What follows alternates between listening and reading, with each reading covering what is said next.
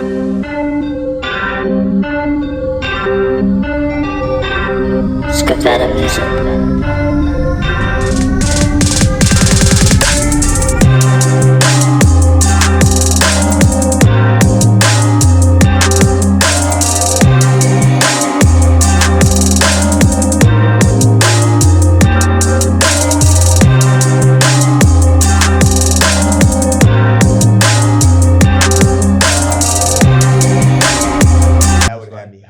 Yeah, so the next day I was just like, I'm not drinking no more. Like, I don't know if I spilled it or somebody else spilled it and I was drunk as fuck and did this shit. Yeah. But like, I just lost everything. Photos, like all my military photos, everything. So it's like, I ain't doing that shit no more. Yeah, nah. We rolling, by the way? Yeah. Oh, okay. Oh, we going. Yeah. Yo, what's going on, guys? Thank you for stopping back in. It is me. It is I am him. It is Space Cadet. And now tuned in to Spaced Out Podcast. And on the spaceship today, we got I Am Young World. And if you don't know, you don't know. What's going on, man? How you doing today? I'm doing great, Doc. I appreciate you. I appreciate you so much, bro. Like, you are one of my favorite artists. Like, Rick High, I think it was either off of Struggle Mike mixtape or with you and Rick High. That's one of my favorite songs. Right. I think it's you, Rick Hyde, and Benny. Yeah. That's one of my favorite joints. And then, but I think it was like 2020 was the first time I ever heard you. All right. And I was like, yo, who is this? This dude is fire. All right, appreciate like, that. And it was like, I was like, this is like a young J. Cole. Like, where the fuck, like, and then you got signed. I was like, oh, he signed to BSF too? Yeah. And I was like, oh, okay. No, I appreciate that, bro. Definitely, man. I mean, even J. Cole comparison, that's fire. Nah, yeah. Fire. You know, that's a big inspiration of mine. So that's yeah. I seen the photos. Yeah, bro. How was that?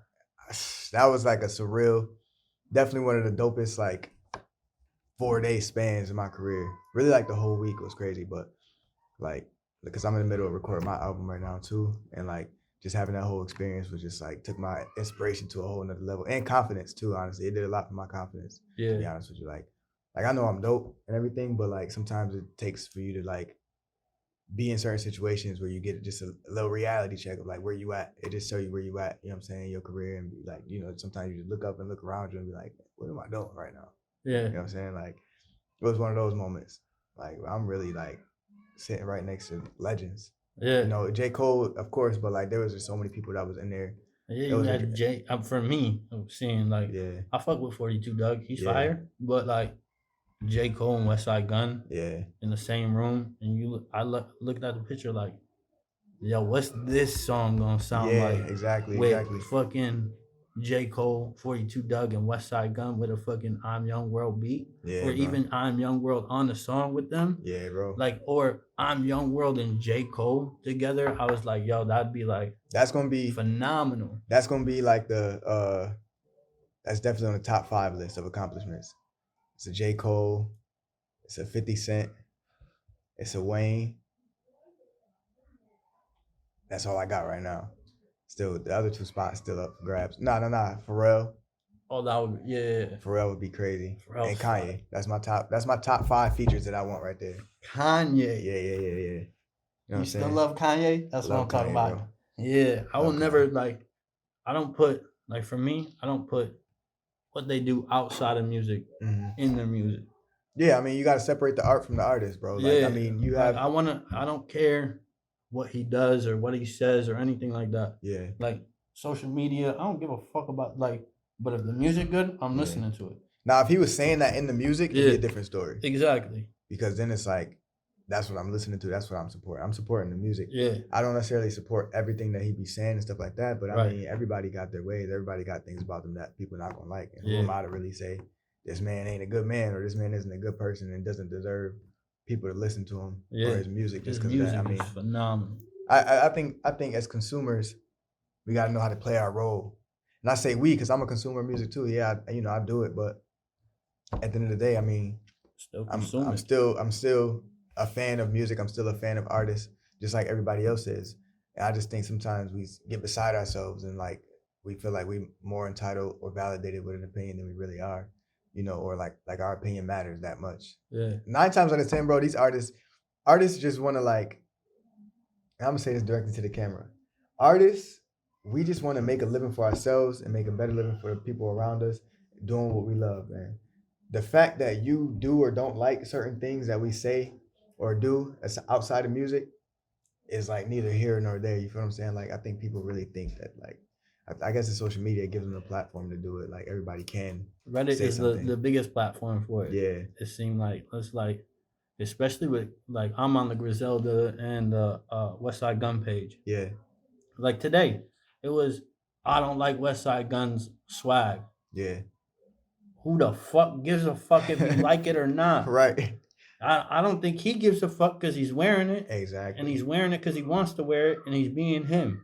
I think people like that just be looking for other people to agree with them. That's exactly it. Yeah, they want to validate the reasons to not like something about someone. So it's like, oh, do you not like it too? So if you don't like it, let's get.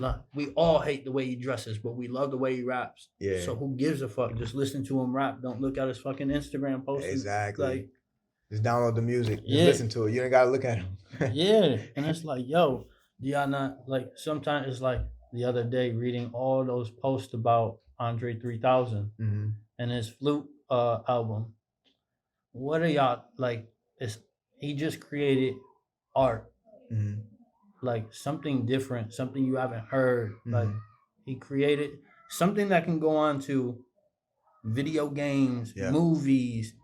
Like y'all not even looking at the bigger picture of what, because they don't know that stuff is even a thing. Yeah, like a lot of people speak ignorantly. You know what I'm saying? A lot of people don't really know. And it's like, yo, he just created a masterpiece. That thing was beautiful. And I still haven't even listened to it, but it's just like, but this is the thing too. I might not want to listen to a flute album, and if I don't, that's fine. Everybody feel like it's like somebody's forcing them to listen to it. It's like, I don't want to listen to it. It's like, bro, you don't have to. Yeah, you really don't have to. He said it was gonna be a flute album. Like the man doesn't care. Did you expect him to rap on that shit? You know how many artists it is? Like I don't listen to, a lot of country artists and, certain maybe rock bands and stuff that a lot of people listen to, but that's because I don't want to listen to it. But I don't have to go on the internet and say, I don't want to listen to Nirvana. Who cares, bro? Just don't listen to it. The people that want to listen to it will listen to it and they'll have a great conversation about how good the music is.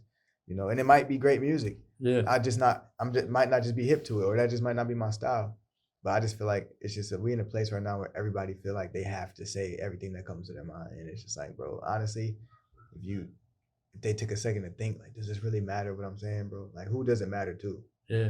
You, yourself. Like, you're the only one that cares what you think. Yeah. You know what I'm saying? So, I don't know. That's the one thing about being an artist that I'm kind of like, I don't really like that aspect of it, but I understand that too. And even artists too. It goes to say, like, on the other side of it, you got to know what you're getting yourself into. Because I think a lot of artists do be playing into it too much, where it's like, ignore them people, man. You should have known that this was coming. Yeah. You know what I'm saying? Like, I love when West trolls him back. Yeah. I love that shit. It's like, yo, because he's like, who gives a fuck? Suck my dick. I don't care. Like, and it's like what you want to say, but other artists are like, oh, I'm going to lose fans if I say this shit. And he's like, I'm saying this shit to them. I don't give a fuck if they're a fan or not no more. Yeah. Because there's a million other people who are still a fan. Right. Who don't give a fuck about this. They give a fuck about the music. Yeah. And that's what he's putting out. That's, Kanye do that. Kanye say what he want to say. Yeah, Kanye exactly. do what he want to do. He not going to let nobody tell him what to say and what to do. And he still make great music. Yep. So it's like, I mean, you might not like him as a person, but you like what he's doing. Yeah. You know what I'm saying, I'm sure everybody has a Kanye song that they like. I doubt there's a person that exists that's just like, there can't be a song that out of that whole time frame that you don't like of Kanye. Of course you're gonna have the haters be like, nah, he suck. Yeah. You just don't like the man. That's just like when everybody was like, oh, I don't like Jay-Z at that time frame. It was like, oh, Jay-Z this, like, but now you're like all over Jay-Z. Right. It's like, yo, shut up, sit down. Just because now he's a millionaire and he's the greatest rapper and everyone says it, so you gotta fall in line. Yeah. So that's the one part. But I already know that's coming. Yeah. I already know that. Even now, like being with BSF, I feel like sometimes people be like, because it's not what you expect from a BSF artist. You know what I'm saying? So, like we were just talking about a little minute ago, like I'm more of like a, clean cut, not by the book, but like I'm not really into a lot of stuff that people would think everybody in BSF is into. Right. And that's the whole purpose. You know what I'm saying? As a person, me and Benny like this. You know what I'm saying? we get along like this because we have an understanding. I'm not really a person who really cares about your background or anything like that, and I can see past all that stuff. It's about who you are as a person, and Benny is that type of down to earth type of person. So that's what matters to me. Yeah. And it also adds another fold to BSF that didn't exist before. So that's what I'm there to do. You know what I'm saying? You and Flex Baby are great fucking pickup. Like it's like it's different. It's there to expand the cloth. I mean, you want to. I mean, a lot of people be like. And I feel like grabbing you two, he was ahead of his time, like knowing, and he knew, like, they're going to do something in the future. Yeah. And, like, now, look, it's 2023. Was it 3 years since signing? Yeah. And it's like, you haven't stopped since you got signed. Yeah. It's like, holy fuck. It's the growth. Yeah. How did you get into that room with J. Cole? So, it was a Dreamville Camp. You know, Benny, obviously, him and J. Cole just went gold, but they played with Johnny P's caddy. So Benny was really going to say what up to J. Cole at the studio. And I didn't even know it was a camp at the time. We were just going to say what up. That I thought, me and Benny actually, we recorded a song for my project at the studio, whatever. And then he eventually met up with J. Cole the first day. And, you know, they exchanged words and everything. They was having a conversation. At that day, I didn't get a chance to really speak to J. Cole that much. I dapped him up, just like saying what up. But we didn't have much of a conversation. The following day, we came back, and J. Cole was like, "Yo, y'all gotta come back tomorrow. We still cooking." And we was like, "I bet." So we came, and then it's actually funny because Benny be knowing what he doing, man. Benny be knowing what he doing, bro. So he had me pull up to the studio, and he basically, long story short, he left me there. He left me there, but it gave me the opportunity to network with a lot of people, the producers, Dreamville producers, and artists. We was in there cooking, and I was in there cooking some beats up. And Cole walked in the room with Westside Gun.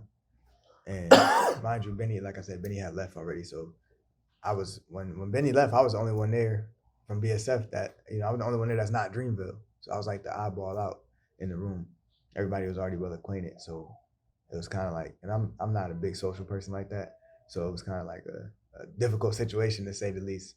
But the music was just, I just had my eyes on the music, man. I was just making beats. J. Cole and Westside Gun walked in. And Cole heard the beat and was just like, "Yo, what is this, bro? Like, this is crazy." And he was like, "Yo, I could sit in this all day, like, just keep playing it." So I'm playing the music. You know, of course, Wes walked in. We greeted each other. It was just like kind of one of those looks like, okay, like I see you. Because I didn't expect him to walk in. He didn't expect to see me in there. So it was like, this is the perfect, you know, like, perfect introduction to Cole. A very proud moment. Too. You'd be like, "Yo, that's my cousin's artist right there." Like he looked at me, the conversation was, I was like, "Yo, what's good? How you doing?" He's like, "I'm doing good." He said, "How you?" I said, "I'm blessed, man." He's like, "I see exactly where you're supposed to be." That was the conversation me and Wes had when he walked in. But it was kind of like a nod from Wes, you know, to J. Cole too. Because like I said, the day before that, I didn't get the chance to really introduce myself. So it ain't like he know me. But it was dope to me because me and Cole had a conversation. Our first conversation that we had was off of music alone. It wasn't like like Benny didn't necessarily like introduce me to him. You know what I'm saying? It was like a mutual, like, "Yo, I like your music. Who are you?" type of conversation. So I thought that was pretty dope, man. Do you think that Benny knew that that's how it would go? I think he knew that I was in the right room. I think he knew I belonged in that space, and that's why he did what he did. I feel like that was meticulous. I definitely think that was on purpose. I don't know. Because I'm like, if he knows you, like in my head, it's like, if he knows you, he knows you're quiet, and he knows that you're just about the music. Yeah. So he knew that you would just, if he left you there, you would end up doing music. Yeah. And they would end up hearing it. I think that was the plan. I don't know if he knew exactly how or that how J. Cole would go. I don't think he would be like, "Yo, I know J. Cole gonna walk in here," or anything like that. Yeah. But I'm pretty sure he was like, however it go, something productive is gonna come out of it, and that's good for you because this is the type of room you need to be in. Yeah. So that's something that's one of the biggest things he's done for me in a long time, man. So I appreciate, bro. Shout out to you, Benny, for that, man. I appreciate you. So did you get to record the song with him? So we I don't know what he did with the songs, but you know, J. Cole, he got beats for me. So I'm sure songs. Yeah. That's exciting, you bro. know. So it was just crazy, man. And I'm in there working with T-. T- is a huge producer. Boy Wonder. Oh, that's fire. Just T- and Boy Wonder is like that's a blessing just to even be next to him. Yeah, bro. Lex Luger was in there. Lex Luger, bro. I'm talking to Lex Luger. We watching the game. in the studio, we watching the game. I'm talking to him. I didn't realize that was him. Goosebumps, bro. Yeah, bro. I'm like, yo. And after the conversation, I'm like, yo, World, nice to meet you. He was like, Lex Luger. I'm like, huh? I'm like, yo, bro, you know how many times I study his videos, watch his YouTube videos. He basically taught me how to make trap beats. Like all my kits, you go on my drive right now, all my kits say Lex Luger snare, Lex Luger 808s. And I'm like, yo, bro, I've never seen your face. Like I didn't know that what you even look like. So I'm talking to the man, having a whole conversation, didn't even realize who I'm talking to. And that type of environment that it was just like a bunch of just super mega top dogs just walking around, and you can just get to work with them and stuff. So, you know, man, that was just crazy. And that's why I said like the inspiration just went through the roof, and the confidence too, because, you know, cooking up with them and them actually being like, yo, you dope, you know, like being able to add value in the room full of guys like that is super dope. Super dope. Yeah, man. It's gotta be. Yeah. So let's go to the beginning. Like this started at, I think it's at a young age you started drums first. Yeah. So you started drums and then trumpet in school. Mm-hmm. And then after that, where'd it go to? So, yeah, I was in drum lessons early on. This was right on Main Street where the Boy Scout Club is. I was going to Boy Scouts and I would leave there and go down the street to drum lessons. My sister was in piano lessons. The one that's across the street from Bennett? Like on Main and Hurdle or something like that? Yeah. It's like I don't know if it's still a Boys and Girls Club. No, but they got that music place right there now. Yeah, it's like a music store. Yeah, they used right on the corner. This dude used to teach drum lessons and piano lessons in there. My sister was going to piano lessons, I was going to drum lessons, but she had quit piano. And my parents was like, you can't go because she's not there with you. So I had to stop that for a second. And then I got back into music, like playing instruments in the 4th grade when I picked up the trumpet. And then from there, I played that all the way through high school and college. And then when I got to college, I decided to switch to a drum major. So I had to audition with that. And like, yeah, I just got kind of not bored, but just kind of like I wanted to switch it up with the trumpet and everything like that. So, and then along the way, I've taught myself several instruments. Like how many? That was my next question, because I seen that it wouldn't tell me what instruments. It was just like several instruments, and I'm like, oh, what is several? That's a 7. So, trumpet, of course, drums, of course, piano, did trombone for like a couple of years, tuba, saxophone. Yeah, didn't I just said that the other day. I was like, I'm gonna learn fucking saxophone. Saxophone is a fire instrument. Yeah. It's one of the best sounding instruments to me. My man. Somebody that really know how to play it, it's crazy. Guitar, I know my way around a bass guitar, but you know, I'm still trying to get better with that. That's one of my favorite instruments is guitar. Yeah. Electric guitar and bass guitar. I like the guitar. I like electric or acoustic. Yeah. Like my little one homie, his name's Astor Beulah. Mm-hmm. He's phenomenal at the acoustic guitar. Yeah. I'm like, yo, bro, how? Like that shit is so dope.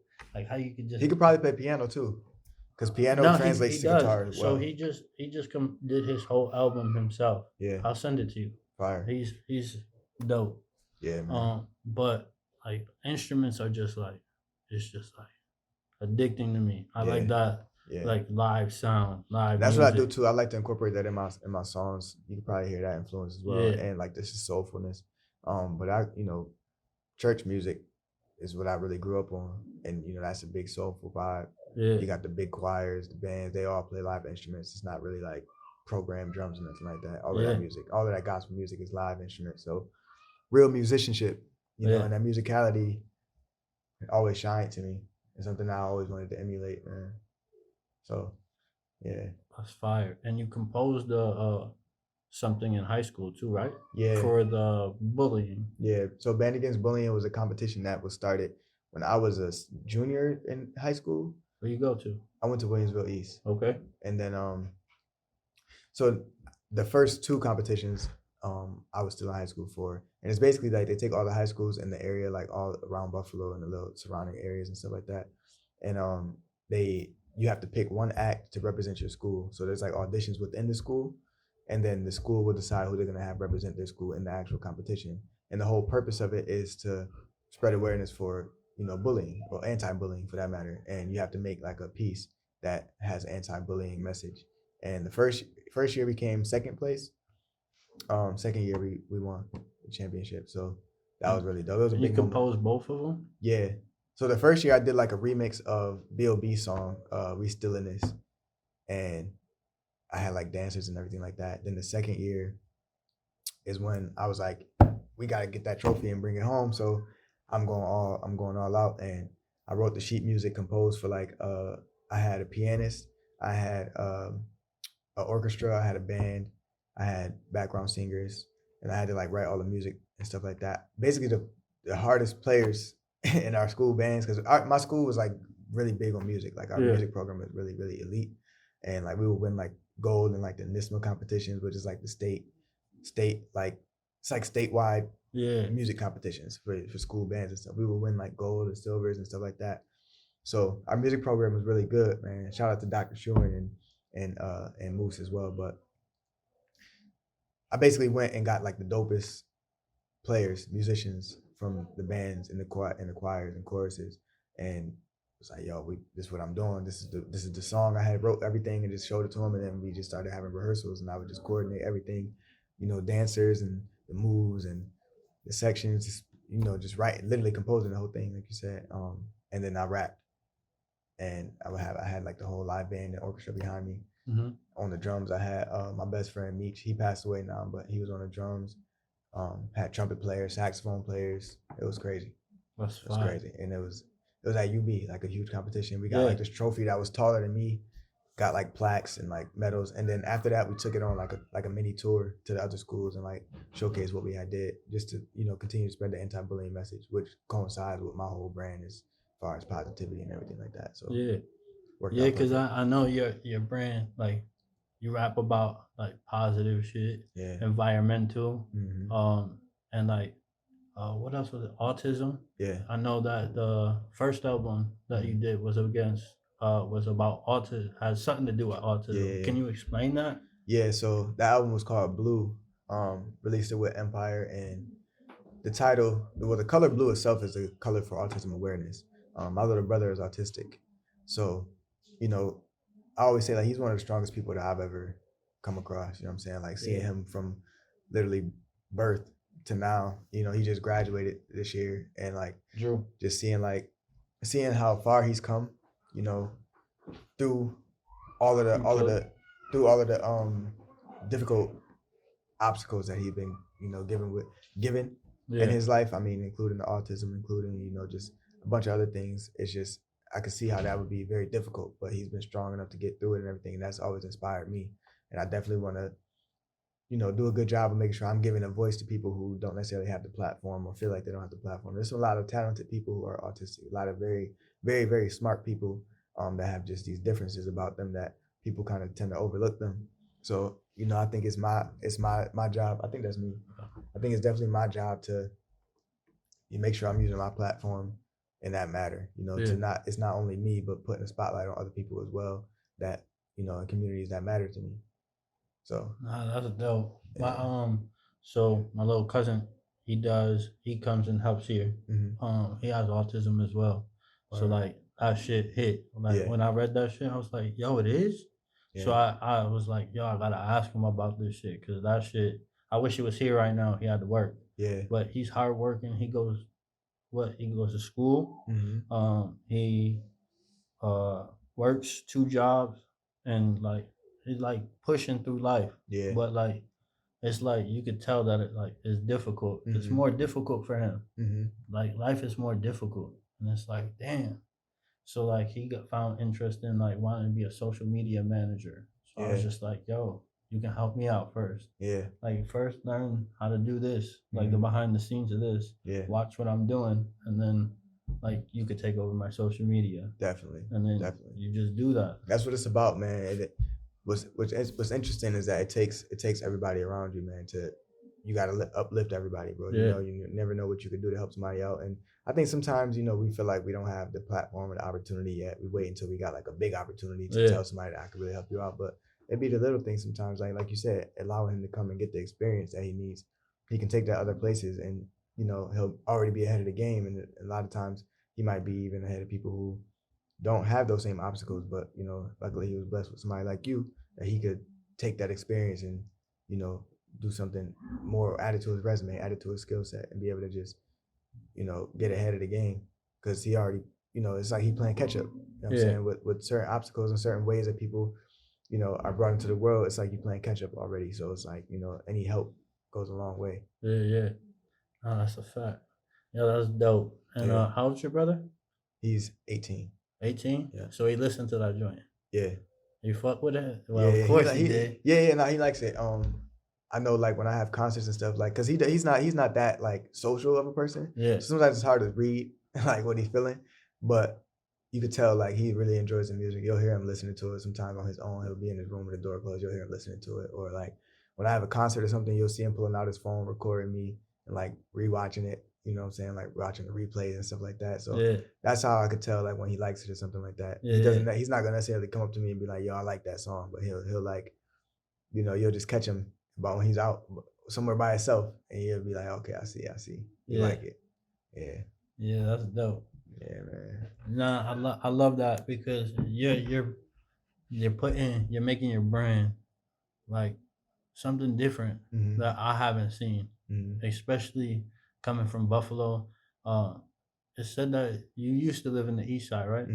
So, the anti-bullying must be something to you because I read that you used to get bullied, and before you moved to the suburbs. Yeah, even moving out to the suburbs, there was some bullying going on too, and I've always been like, yeah, that's what I was gonna say. Like, like being a minority moving to the suburbs is gonna be a big deal. Yeah, so I feel like it was more during that time than anything because you're around people who aren't like you, so it's just an easy target. You know what I'm saying? So like, but I've always been a person who stand up for other people. I remember one time, bro, like I was in high school and this kid was getting bullied. I stood up for him. Just really confronted the bully. I'm like, yo, bro, that ain't cool, whatever, and handled the situation. And then I got called to the principal's office, bro. And I'm one of those kids who didn't really get in trouble or nothing like that. So I'm like, principal want to come talk to me. I'm like, what you talking about? So I'm thinking I'm in trouble, but whole time it was just the person wanted to say thank you for standing up for him and things like that. And stuff like that, to me, it makes me feel good. I'm like, yo, I want to make sure that I'm one of those people who, people can feel like they got somebody that will actually do the right thing. Like in the world we live in, bro, it's just like, it's easier to assume that everybody gonna just be a piece of crap, bro. Like, see things that's not supposed to be going on, not do nothing about it. So just, I've always been that type of person, just always do the right thing no matter what, you know what I'm saying? I don't, so, but to answer your question, moving out to the suburbs for me was like, I'm one of few Black kids in the school, there's always already stereotypes coming with that, let alone I'm an artist. So it's like, of course, the Black guy in the school gonna be the rapper. You know what I'm saying? And then that came along with just like, oh, you just a band geek, like you ain't really, you know what I'm saying? I played sports and everything like that too, but it ain't like I was a star player or anything like that. Boxing was my main sport, and that's a solo sport. And people didn't even know I was, know how to box and stuff like that. So it was like, there was just a lot of things that people would say that just kind of would be like, I don't know if it was hating, if it was bullying, or a little bit of both. But I was making some good strides in high school, even with my music. So it was like, I feel like a lot of it was hate. A lot of it was just like trying to just bring me down. Just easy to say, like I said, of course the Black kid gonna be a rapper and things like that. But then people will be quick to be like, oh, you just a SoundCloud rapper. You ain't gonna really be making it, nowhere far in the industry and things like that after high school. Like you gonna peak and stuff like that in high school. I'm like, all right. So even I feel like that was low key training. Like I was training my mind at that time to be like, yo, I already know what type of scrutiny gonna come with everything that I do, what type of light is gonna be on me every time I do something, every time I say something, people are gonna have something to say. So I was already building up calluses with that type of stuff of like, at this point, you can't really tell me nothing about my music that's gonna make me be like in my feelings for real. You know what I'm saying? And then that also helped me open up and talk about the stuff that I talk about now too. It's just like gave me more to talk about. It's like, okay, y'all just fueling the fire. Y'all say I ain't gonna make it, but y'all giving me everything, all the songs that I need to make it. Y'all giving me all the ideas by y'all just amping me up for real. So when people be talking like that, for me, it just be like, okay, watch this. You know what I'm saying? So that's the mentality I started to build in high school. And I just feel like, I just want to be an advocate for those people. You feel what I'm saying? It ain't like I was getting bullied to the point where like I'm just like the chump in the school or nothing like that. Right. It was just like, I would hear slick remarks, whether it be some racist stuff, whether it be just some hating stuff. It was just, it sounds bad to say, but just like regular regular bullying type of stuff, you know what I'm saying? And I was Yeah. always a smaller kid too, so I remember people would try to toss me around, stuff like that. That ain't bode well for them, by the way. I mean, you were in boxing, so Yeah. And it's that's like, when people oh, start hey. finding out stuff like that. And then you get hit, and you're like, oh, Yeah. oh yeah, I box too. Forgot to tell you that. Yeah, exactly. So, Yeah. you know, a couple of those situations, and you know, just navigating through teenage life, man. Yeah. Just prepping you for everything that you want to do. And for me, being in the music industry, it's like I already expect this. People gonna be like this anyway, bro. No matter what you do, whether it's good or not. You see, I'm positive in everything, and people still be having stuff to say like, "Oh, this ain't it, this ain't that," and be like, "Bro, like, or it's just not for you." Yeah. Move on. Which to me is kind of weird when people do that. Like if you're doing a nice thing and somebody be like, "Yo, you weird for doing that," Yeah. it would make you look at them like, "What? How is that weird, bro? I'm doing the right thing. Like I'm literally being nice, and you saying that. So what type of person? What does that say about you?" Yeah, it be. So that's really the. I hate when have people now. be like, "Oh, you too nice." Like, how's that even a thing? Yo, like, what do you mean? I'm just supposed to be an asshole to everyone. Right. Like, you just supposed to walk around with a mad face, like pissed off, and treat everyone like shit. Yeah, you 75% nice. That's too much. Or you supposed to be like 60, man. Yeah. You got there's some type of threshold. Like you're not supposed to be nice all the time. Yeah. That doesn't make any sense. Like, yo, what the fuck is too nice? Yeah. I'm me. I'm myself. Yeah. Like, yo, I give everyone props. Yeah. Until you fucking do me dirty, like as soon as you like, yo, fuck you. Your brand, everything gone. I don't give a fuck. No, that's trash. Yeah. But like, if I like I fuck with everybody. Yeah. It's like everybody got talent in some way, somehow, some form. That's a fact. It's like, yo, something. They got something that like we all could use. That's a fact. And if you come together and when you can build a fucking fine-tuned machine and take over. That's like, how do you think all these people are built? Like these people they're not it's just pieces. Everybody plays their role. Yeah.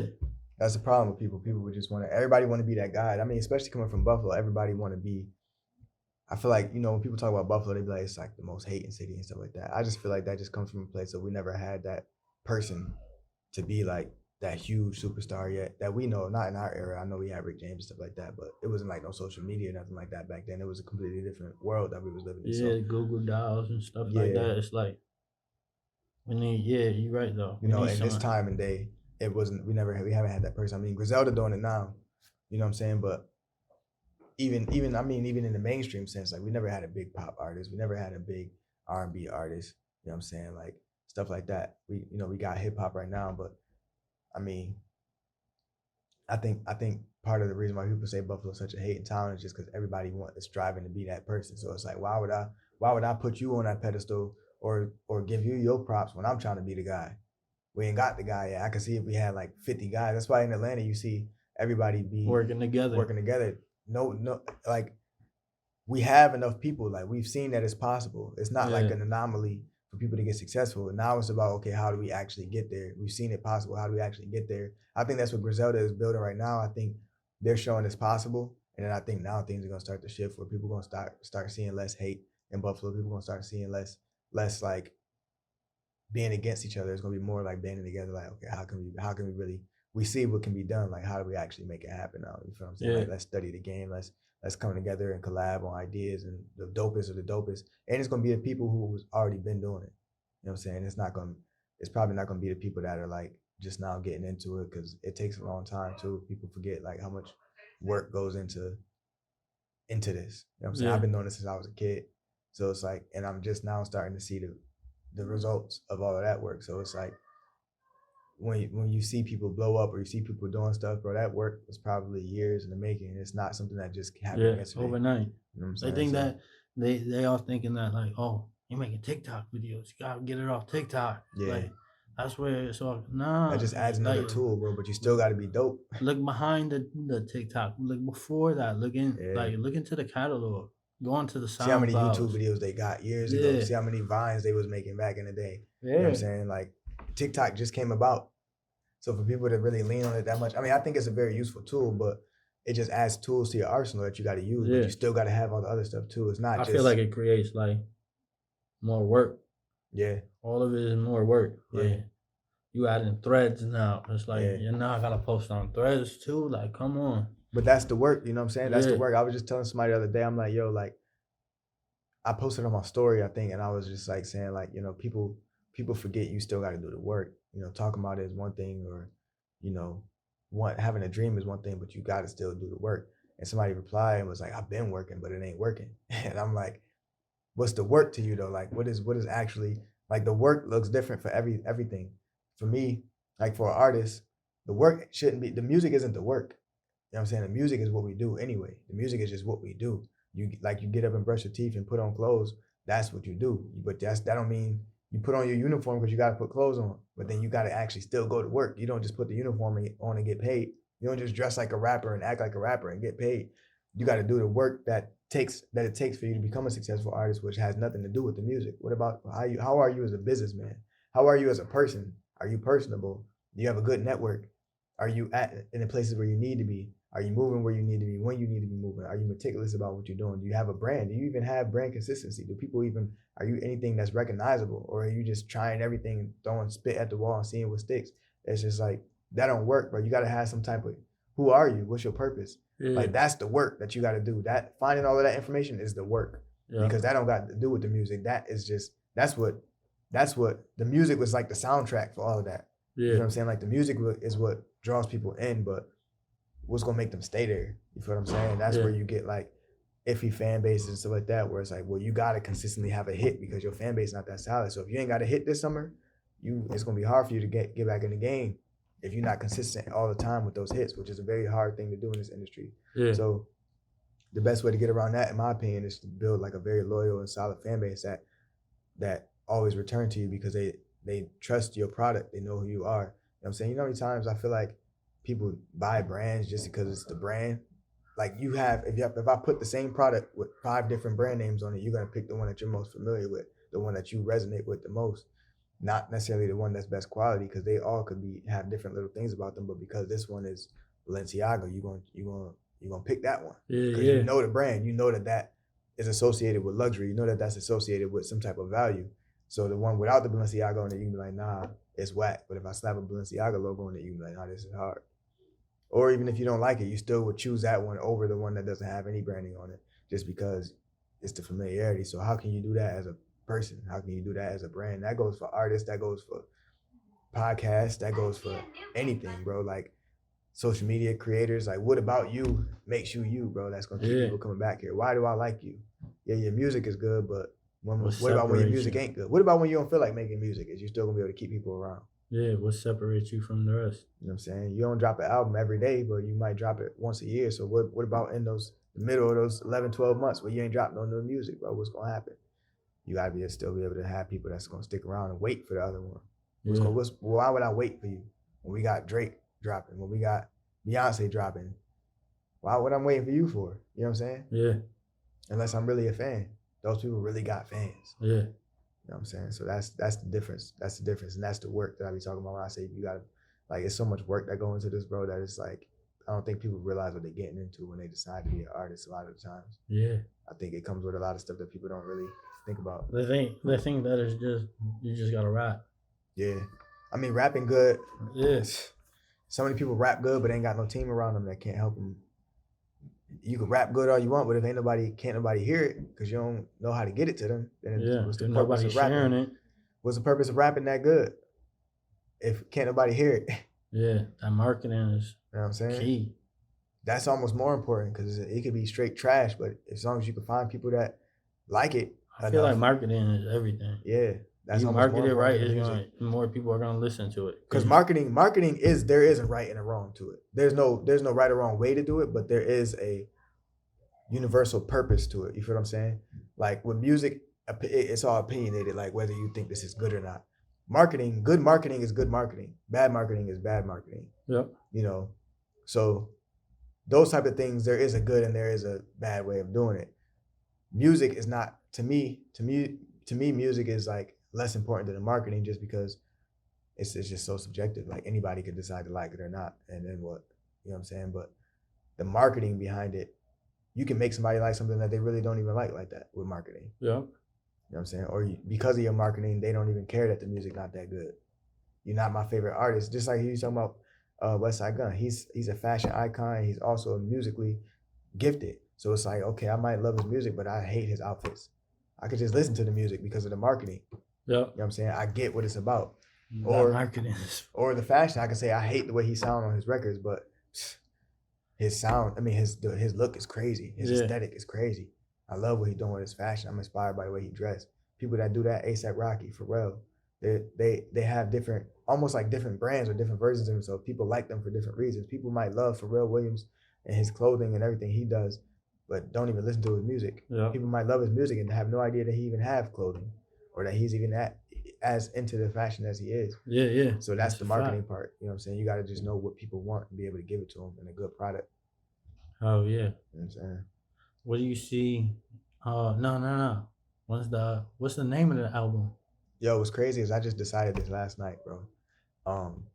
The name of the album is gonna be called "It Takes a Village," and that's a nod to Williamsville, which we call it Ville.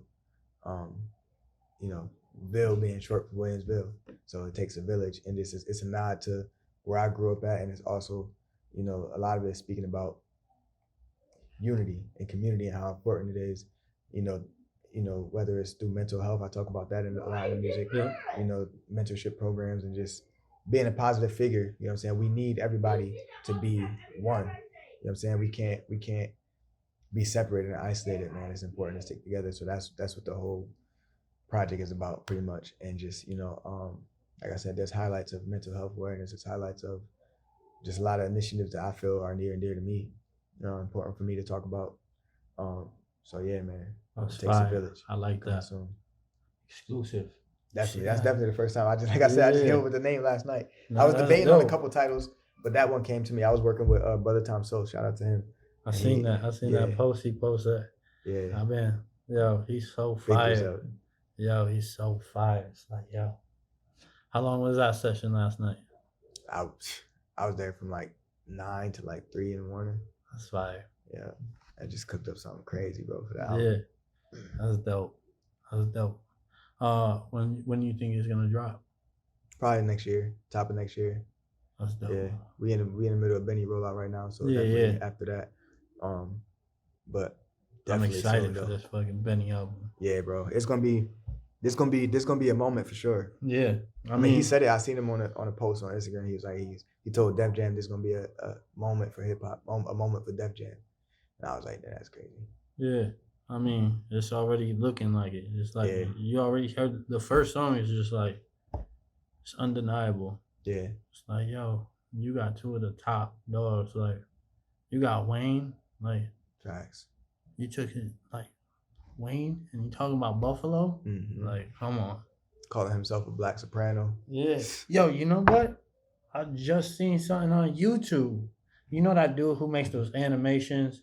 He made that animation of the last one was Benny and J. Cole, and J. Cole come into the room, and he makes it seem like he flamed fucking Benny out. They just did the same thing. Oh wait, I think I know what you're talking about. JD Animations or something like that. Mm-hmm. Yo, that shit pissed me off. It's like, yo, Benny said it in my interview with him. Mm-hmm. He said, because I asked him, did he feel like that he needed to change his verse or anything? He was like, fuck no. Mm-hmm. But he's like, I surround myself with people who are better than me, like people who I look up to, like, and it's like you got there, and they're on.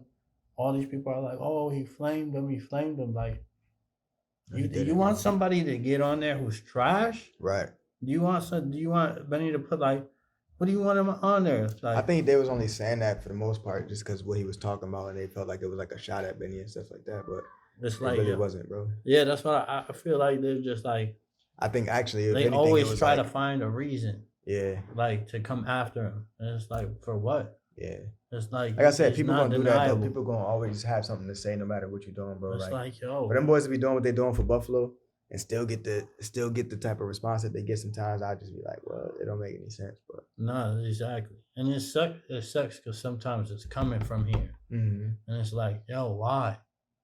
Like they're building a lane for y'all to be able to walk through. Mm-hmm. It's where like they're building labels so that y'all can, there's people coming here to Buffalo to fucking get signed. Exactly. Like, I can kind of get it. I can kind of understand it when it's like people that aren't into music. Yeah. Because they could kind of say whatever they want. It don't really affect them. But when it's people who are like artists and musicians, I'm like, yo, bro, they're literally paving the way for us. Yeah. And you know what I'm saying? So it's like, that's, if anything, that's opportunity for you. So I don't get how people be saying, especially artists and like people who do music and are looking to get into that position. It's like, bro, this is what's needed. You know what I'm saying? I don't know if it's just that they be upset because they're not the person to kind of lead that charge, but it's like, who cares, bro? But what about now, though? What you gonna do about it now? Now that we got the eyes on us, now that the door is open, the lane is wide open. Make the most out of it. Instead of saying what such and such should do or shouldn't do, bro. Like, pay attention to what is already being done, whether Benny say your name or not. And Benny tell me this all the time, bro.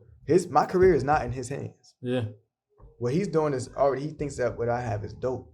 He appreciates and respects what I do as an artist, as a young man.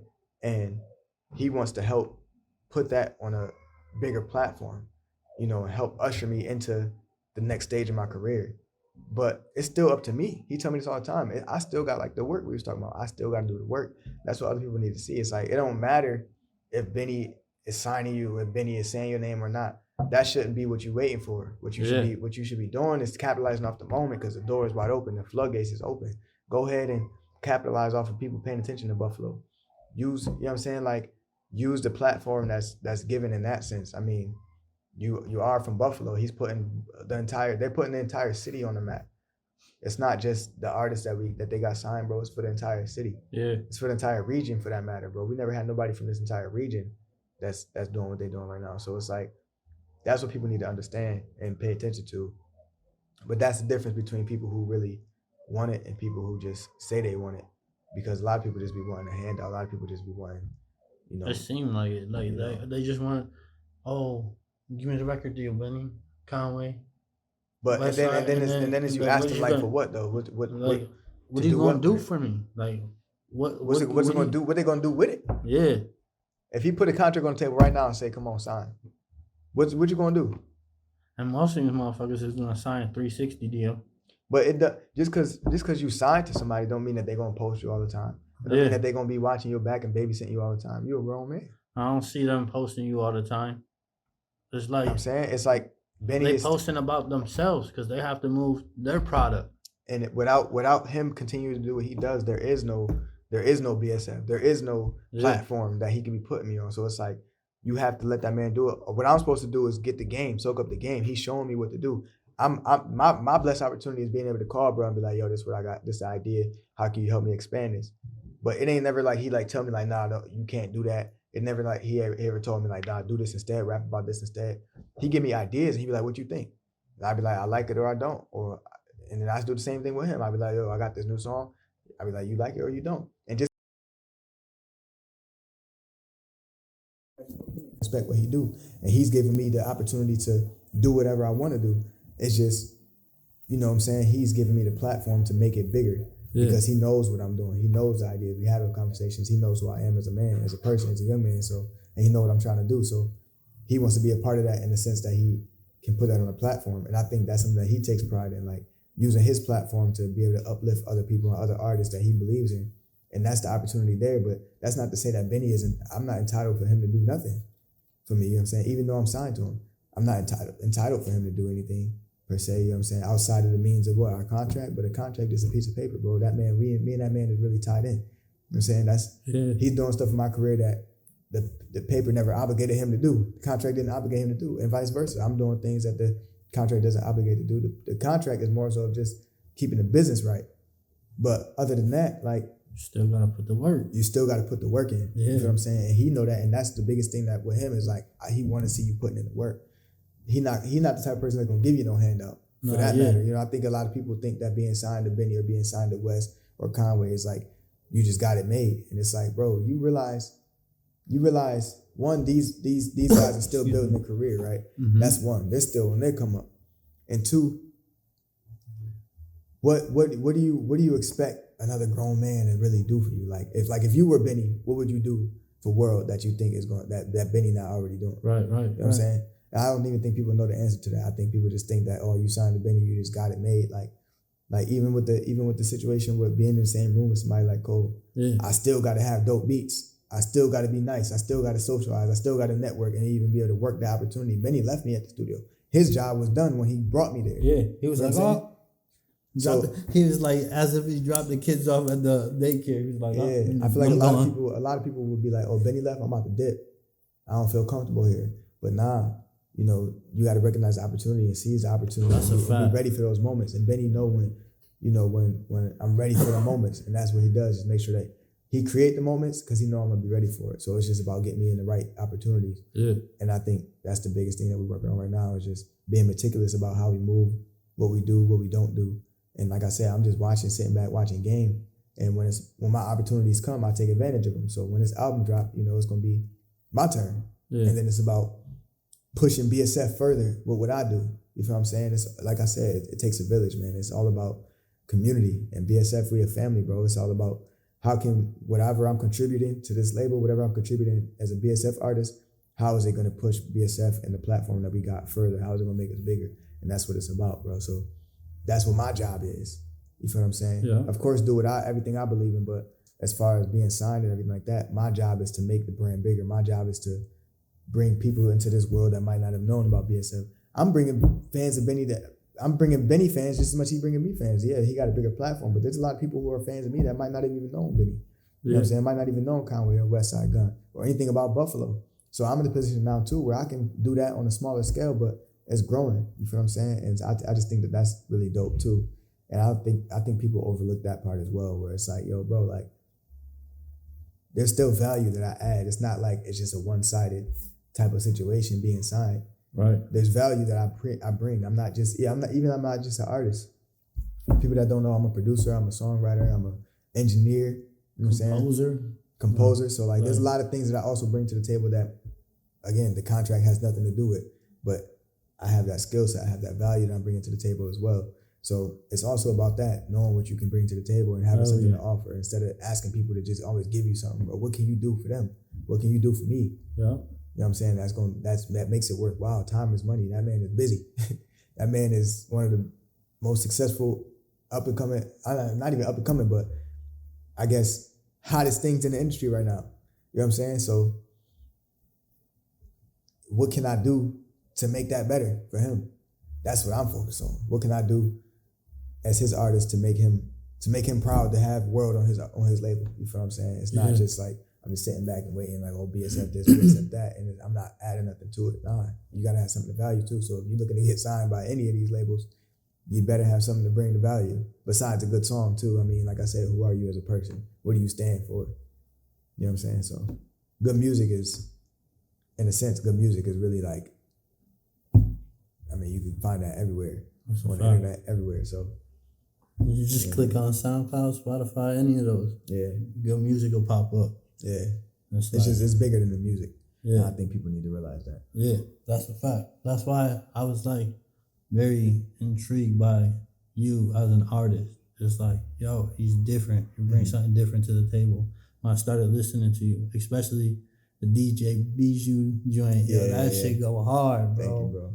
Yo, I was like, and I just missed this show too. I got too tripped out on shrooms. I didn't even know he was coming. Yeah, he came on Saturday. Yeah. I drank 2 bottles of fucking shroom lemonade. It was gone, bro. Yo. I'm in there bopping to my homie. She's DJing.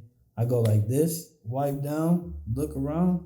Everybody looked like they from Halloween Town. I was like, yo, I'm out. My boyfriend the artist like, yo, where you going? Yeah. I'm out, bro. I'm going home. Out of here. I'm gone. He's like, yo, you sure? I'm like, yeah. And then I wake up, I look like, damn, everyone was there. Lucky is there. Brick's there. I'm like, yo, come on. Yeah, I missed it. I didn't even realize that he was in town. Yeah, because I was like, hoping like one of y'all would have went up and performed the song while you fucking did that shit. That would have been hard. I was like, yo, this is just hard. Because he's from Arizona, loves Buffalo. Like, it was just dope. That I think he got family here too. Yeah. You should interview him if you can. I tried. But he actually said that he had plans with his dad and everything. Gotcha. And I'm not going to. I'm not going to pressure it. I was just like, if you have any time, if you see me during the show, like, If we can just do 15, like 5 seconds, like, hey, it's Space Cadet, and I'm here with Bijou right now. Like, what's up? Yeah. And then, but I got too tripped out. I was too excited. I feel you. I was like, damn, y'all motherfuckers got me already. Why'd y'all peer pressure me to drink that second one? Like, they got me. My homie was like, yo, just drink it. I'm like, nah. He's like, it's 1 gram. And I'm like, yo, I'm feeling lit right now. He's like, you be all right. It's just 1 gram. You drink 3.5 every other time. I'm like, all right. Yeah, that'll do it. It was not. It was definitely probably 3.5 because it felt like it. You ever did shrooms before? Never. That shit is. If microdoses is the best. Really? Yeah. I heard that it's good for mental health though. Yeah, it is. That's why I do it. I have PTSD from the military. Oh, okay. So I eat my shrooms to like get a good 2 weeks of fucking 2 to 3 weeks of like stability. Yeah. Gotcha. But I haven't done it for like 4 months. Mm-hmm. So then I did it and it was like way too much. Yeah. And I was like, oh, nah, I gotta stop. Yeah. This shit is wild. I tried to sleep and it was like I was tripping while I was sleeping. Oh, that's wild. So like I felt like I was awake and I was talking to other people in the universe like that were tripping balls. Like I would close my eyes and then be like someone just like, are you tripping balls too? And I'm like, yeah. Yo. And I'm just talking to him. I'm like, yo, what the fuck is going on? Yeah. I had Hezzy has gone off them shit. Yeah. And Rick. Yeah. Rick was like, yo, you got a bottle of that shit? Got you, bro. I got you. Yeah, man. Nah, I can't mess around. Nah, microdose though. The microdose is like less than 0.02 grams. Like, but it's like all like huge ass billionaires do this shit. But it's for like energy and stuff like that. And for me, I say it's the Adderall, the natural Adderall. Okay. Because it grows. You just take a little piece of it and eat it, and you're set for the day. Like when I do microdoses, I don't feel tired throughout the day. I don't feel like I need a nap or anything like that. Because I'll be smoking. So like I'll be high, like feel like a nap. When I take a microdose, all the way through just smoking, working. Like I'm like working. Like what do I gotta do? Like yesterday, because I did the shrooms, I had a list of fucking questions. What I should.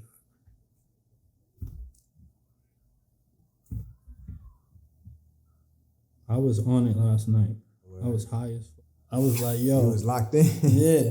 But I memorized a bunch of them so I can get yeah. And that's all thanks to the shrooms. Yeah. What else you got for me? I mean. That we didn't get to yet. They hit me with the 10-minute joint, but I can get another one. Oh, they did? Yeah. Let's see. Oh, this one's good. How has your role as the oldest son in your family of 4 children influenced your music in a sense of responsibility? He did his homework. So I mean, it's like being the man of the house when Pop's not in the crib. You know what I'm saying? It's like you're raised. I think in the Bible, I think the first son like inherits the parents' like wealth or fortune, and you kind of like are like raised to be like the person to take on that responsibility. I have an older sister too, but I think just being raised as the oldest son, I think it's just really like you learn quickly what it means to be the man of the house. You learn responsibility. You learn just being a real G, being a real man. You know what I'm saying? Especially like my pops is one of those solid ones. So just learn a lot of game, a lot of wisdom early on. My younger brother, of course, like I said, he's autistic. So his upbringing was a bit different than mine. So, I'm really like the only son that would have that responsibility. You know what I'm saying? That has learned that. So I definitely think it's a little bit more, not pressure, but just a little bit more responsibility to make sure I'm on top of my game, for my sisters, my mom, of course, my pops, he getting older, you know what I'm saying? But it's just, I think, like I said, I think the key points is like wisdom, maturity, responsibility. You kind of learn those things. Like Pop's gonna teach you a lot of those lessons early on. The lessons I didn't pay attention to. Yeah, I grew up with a very tight knit family, so my cousins are like brothers to me. You know what I'm saying? So like even them teaching me, you know, a lot of the game. You know, my dad taught them a lot too. Yeah, that's dope. You know, just I have a very tight-knit family, so I think just the position that I'm in is just perfect. Like I'm right smack where I'm supposed to be. You know what I'm saying? Like everything that I need to acquire as a man, an important role, man. And I'm definitely grateful for that too. Oh yeah. For sure. That's a fucking phenomenal fucking answer, bro. Thank you, bro. There was another one.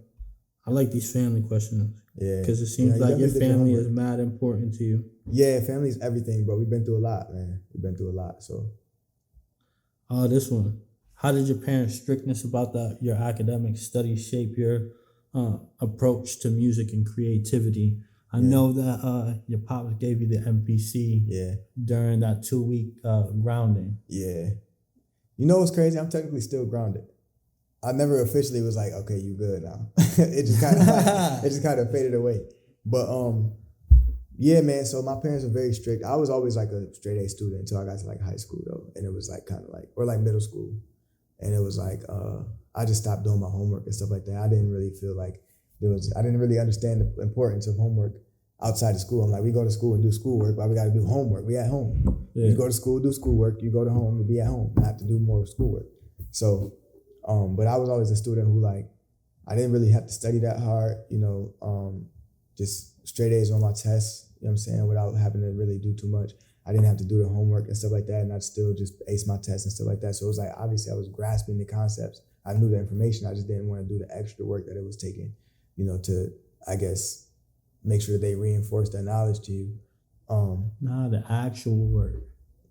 What you mean? Remember what you said. That's what you do versus the work. Is that like, I was just saying, like, I never did homework, ever. I was like straight, like, the C line. I'm taking the C line all the way through. Yeah. Like, that's been my mentality up until I was like 30 years old. Yeah. Like, that ass. I was like, did not get that mentality of like, yo, you gotta actually do some fucking work in life. Yeah. Like, you got to do something. What the fuck are you going to do? Shoot for the A's. Yeah. Why get the C's when you know you could get the A's? Yeah, why not to work? Yeah. Like, but it's like what you just said before. Yeah. And it was, and now I think about it, you know what I'm saying? This is like, it ain't like it's hard work. Like again, like I grasp the concepts, I know the information. It's just a matter of, it's like redundancy for me. I'd rather be at home writing rhymes right now. I'd rather be at home making music right now than to be repeating what I just learned in school. I just told you I know what I'm doing. I just showed you that at school. Yeah. So I didn't really understand the importance of like going home and like just doing it again. And it's like, bro, like that would get annoying to me. But that made my grades drop. And then, like I said, before that I was straight A student. So my parents I had set a high precedent with that. So it was like once your grades getting B's and B minuses, like, all right, now what you doing? We don't do that. Yeah. We don't do that. I know you. I know what you're capable of. So you're gonna maintain that excellence, or else there's going to be some repercussions. And it definitely was consequences for that. Being grounded is one of them. But, you know, luckily that worked out in my favor. Pops got me the NPC when I was grounded because I was just bored, couldn't go outside, no video game or nothing. And that turned into me learning how to make beats. And, you know, I was already writing rhymes at the time. Yeah. You know, like poetry and stuff. But that became my songs, man. And just practicing performing in my bedroom, running around with like a remote control in my hand, but pretending it's a microphone, using my bed as a stage. How many days did it take you to fill up the MPC? I did it in like a day or two, bro. Like it was like, it couldn't have been more than like 2 days. It held like 100 beats. Like you had to like make like loops, like 8 to 16 bar loops with the beats, the drums. And then they had like a bass pad on it, but you couldn't really make much of a melody with that. So it was more so just drum programming. And like I erased it all and just like went and redid them all. So like it held 100 joints, 100 beats. And you still got it? Yeah. That's dope. I have it still. You still got the notebook? Yeah, I got all my notebooks. I got the MPC. It's crazy, bro. Like sometimes I go and I open up the box and just be looking at it, and I'm like, yo, I remember this feeling. Like I remember what this feels like. You ever think you're gonna use it again? I want to use it on like when I have an album that's like gonna be like really big, and I know it's gonna be like huge. I think I want to use it on like some Kanye stuff to like, like just to bring it full circle. Yeah. You know, maybe when I'm ready to retire or something, and I'm like, it's gonna be like my 10th album or something like that. And I'm like, I want to do 10 albums, this is the 10th one. Yeah. And it's like, maybe something like that. Or just using it along the process. Maybe I'll make some important songs with that. That'd be dope. Just to bust it out and be like, yo, this shit could do what I'm looking for. Yeah. Yeah, because even just using it in the process. Yeah. Who's the last question. Mm-hmm. The name I'm Young World. Mm-hmm. Where did it come from? So when I first started making music, when it was time to record, my dad took me to this dude named Kid Code. You might have heard of him. A lot of artists in Buffalo. Yeah. But he was like he is one of the top dogs. Him and DJ Shay was like the two like head honchos when it comes to like engineering and studios and everything like that, producers. So my dad introduced me to him. My dad knew him from back in the day. When I first started making music, I had to be like 12, 13 years old. And then he just kept calling me Young World, like when he first met me. My name was Lil C at the time. And he just kept calling me Young World. And I'm like, why you keep calling me that, bro? My name is Lil C. Like my first name started with a C, so that was my rap name, Lil C. Yeah. And I'm a junior at that, so I was like, I'm not C, I'm Lil C. And I just was like, yo, I don't know why you keep calling me this. I didn't know nothing about a Slick Rick or nothing like that at that time. So I think he was just calling me that because I'm young, you know what I'm saying? But then as I started rapping, I'm making the project that we was working on. This is my first CD ever. I'm starting to realize like what I'm talking about and like the common message in it and its positivity and being, you know, a positive role model and like things that I want to be as an artist coincide with like the young world. Like I want to be a leader for our generation and everything like that. So the name started to stick and I just started running with it. Eventually, it was Young World, just Young World. Mm-hmm. And then eventually I made it I'm Young World because one, I think it looks more aesthetically pleasing. It's not like a typical rapper name, like when you see Young anything, Lil this, Lil that, Young this, Young that. Young World kind of gave that vibe. So I was like, I'm gonna make it I'm Young World, all caps. And it was like a statement because I had went on Apple Music one time. I uploaded my song, and then when I went to go look for it under Young World, there was another artist named Young World that had like these long locks, like from Florida, was rapping about streets and all that, like the complete opposite of who I am. Yeah. And his name was Young World. And I'm like, no, I'm Young World. So I changed my name to I'm Young World to make like a statement like, no, I'm Young World. If you're looking for me, I'm Young World. Yeah. And I like that. It sounds a lot better to me, I think, than Young World or World. I mean, World. It does look more aesthetically pleasing. Yeah. Like when you look at it, it's like, I like it stands out more. Yeah. It's like, because everybody uses young this, little this, little that. It's like, yo, come on, something different. Exactly. Give me something. I do have one more. It's in here. I gotta ask this one. I forgot the question, so I want to find it.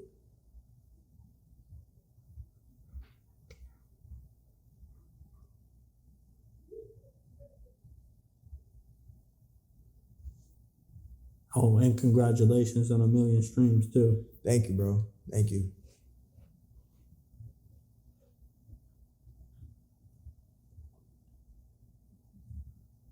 That was definitely a huge milestone. Oh, yeah.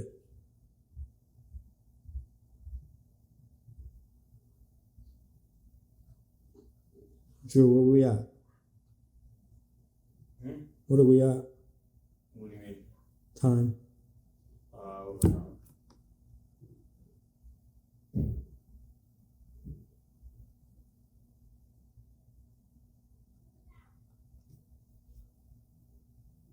Here it is.